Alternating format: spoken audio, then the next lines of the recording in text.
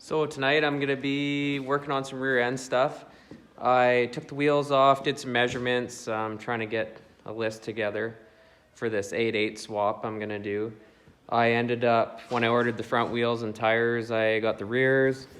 They are 15 by 10 in the rear, 4-inch back spacing on a 28 by 10.5 Mickey Thompson. I had put my old ones on there when they bolted onto this rear end, and they had a 4.5 inch or 4-inch back spacing.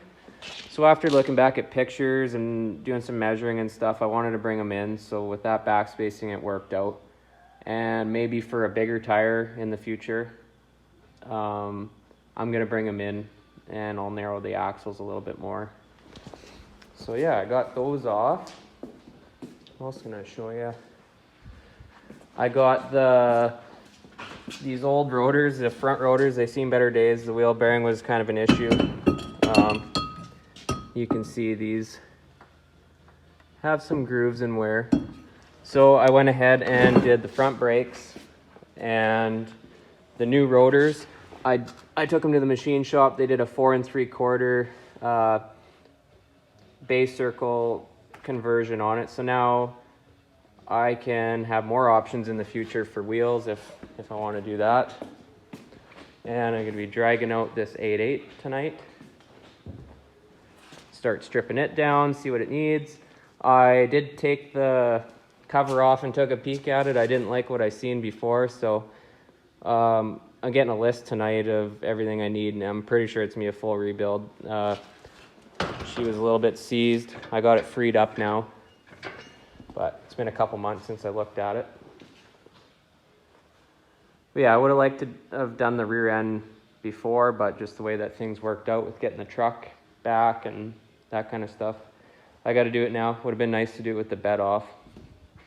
But yeah. So I did wreck most of the audio for this video. I had the radio playing in the background. So, you know, lesson learned, don't have the radio playing in the background. So I will be doing a little bit of talking during the video. Here's me taking the cover off. I did find this rear end in the farmyard at my place. There was a lot of water in it, a little bit of oil. It's pretty gross, as you can see. I'm going to show you here. It's full of rust. The ring gear is pitted. The pinion actually looked really good. It was locked solid when I first brought it into the garage there, and you know, I played with it a little bit and got it freed up. But yeah, it's a dirty guy there, as you can see. But yeah, we'll start by marking these caps here. You just want to make sure that the caps are marked so they go exactly where they were before. So when you go to put it back together, the left side goes to the left side, the right side goes to the right side, and same thing with top and bottom. So I just put one mark in the other and two in the opposite side there. So wanted to do that before I started taking it apart and forgot which side went on which side. So, and here I was looking for a rag. I couldn't find one, so I found a sweater and I just jammed it in between the pinion and the ring gear there, and that was helping me stop it from moving so I could get that center pin out. I was working on getting all the spiders and everything out of there so I could get at the C-clips and start removing the axles. So you can see that axle there is pretty rusty. So I'm getting the spiders out and they're kind of just falling out, and you can see the C-clip is on the end of the axle there. So I needed to remove that. So here I'm just pulling the spiders out and just, it's actually loose enough I was able to just press it off with my finger. And that's the C-clip there.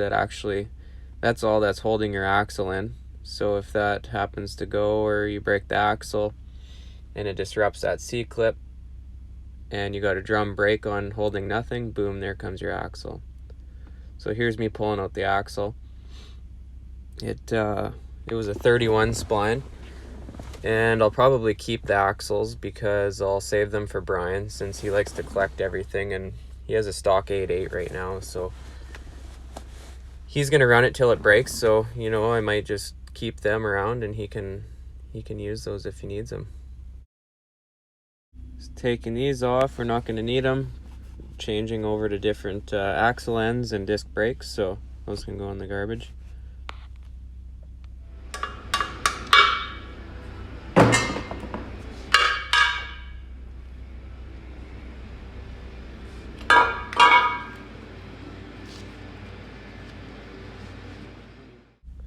I was blasting the bolts out with my stubby. I am gonna thread them in slightly and keep the caps there just to hold the carrier in from falling out on your lap. So I just kind of set it in there and got it free, and then pulled it all out as one piece. You want to kind of keep your shims where they were. It'll give you a good starting point for when you go to put it back together and with your new gear set and everything.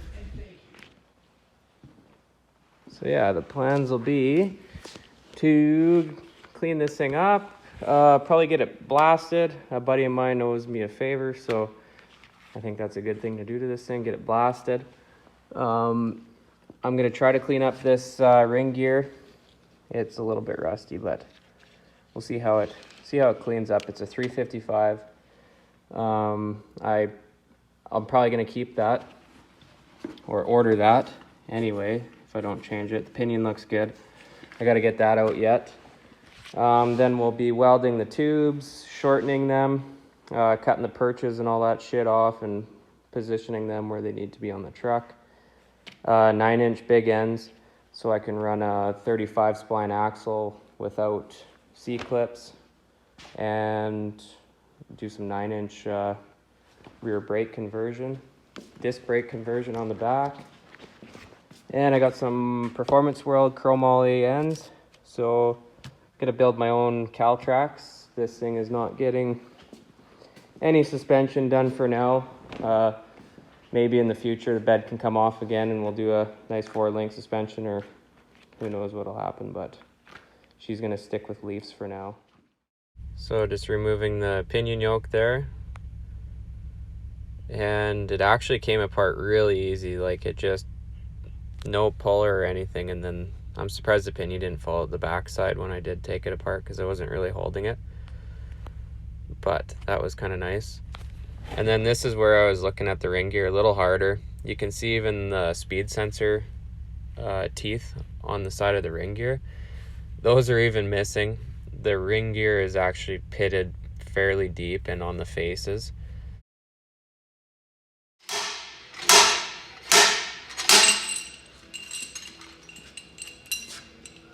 Those races out of there, even though I'm cutting these off to put 9-inch ends on, but